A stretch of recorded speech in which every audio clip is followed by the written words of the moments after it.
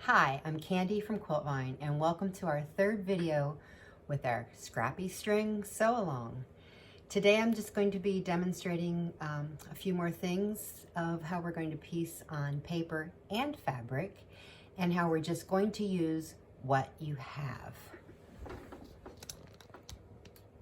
So with the first quilt, I was using a full sheet of paper, and this is the quilt, or I guess it's not the quilt, I don't have a top done yet, but several blocks using a full-size sheet of paper, 8.5 by 11. The important thing to remember when you're using a rectangular shape is that you want to do mirror images so that you can lay the V's or the blocks or the different layouts.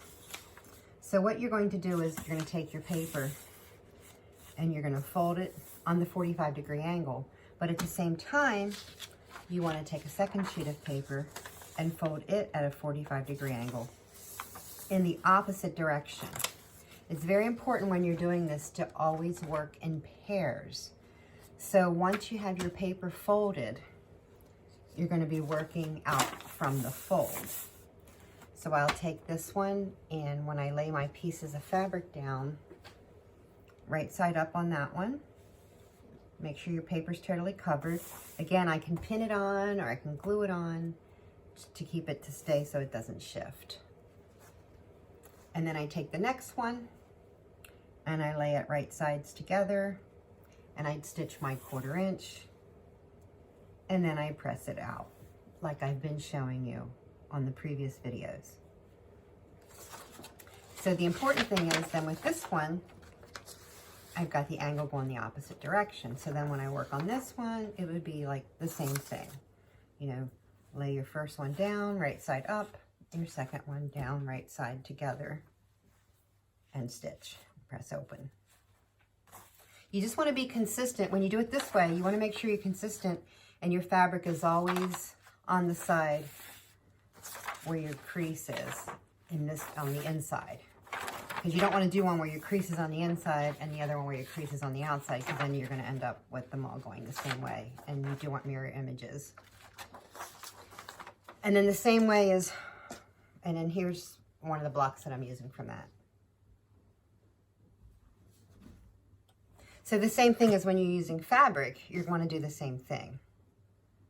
So in this next quilt, as you can see here,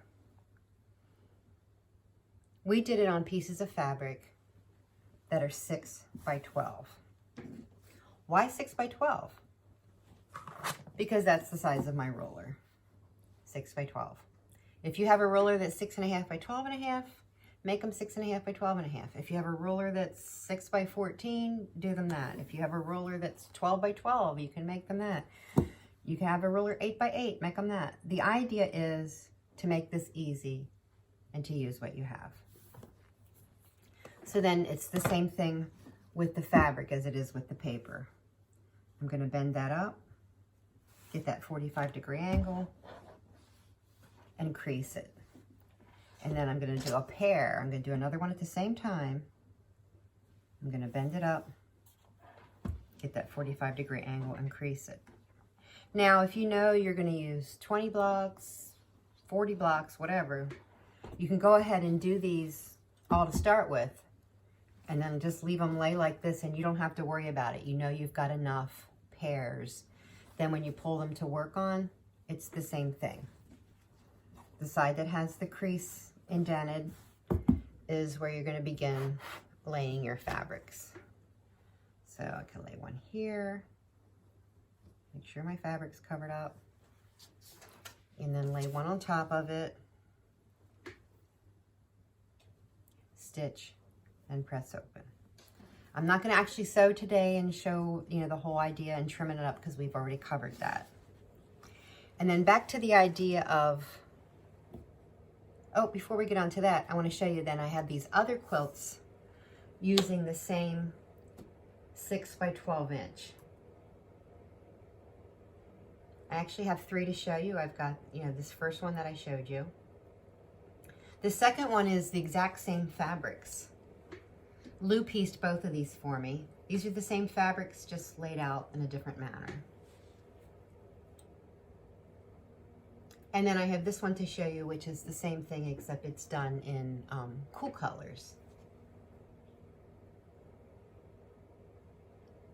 So the next one I'm going to show you is one that I did several years ago, which is totally scrappy. There's no certain colorway or anything like that. And what I did on that one was I took squares of old fabric that I didn't like. Like, see, this is the right side of that fabric. And so I actually sewed onto the back of the fabric. But the only problem with using this is if I used a lot of really light fabric, you might see this through, especially if it's a light solid like a cone of snow or a cone of white. And then I worked on those in the same manner, except with the squares, I folded it up and creased it. And on this first one, I laid the white down the center. And I had that laid out kind of in a zigzag or a chevron. And then this next one is same thing. They're done on the squares of old fabric that I don't like. And then that one's laid out with the square in the center. I guess that's called like a barn raising. And that's all I have for you today. And thank you for joining.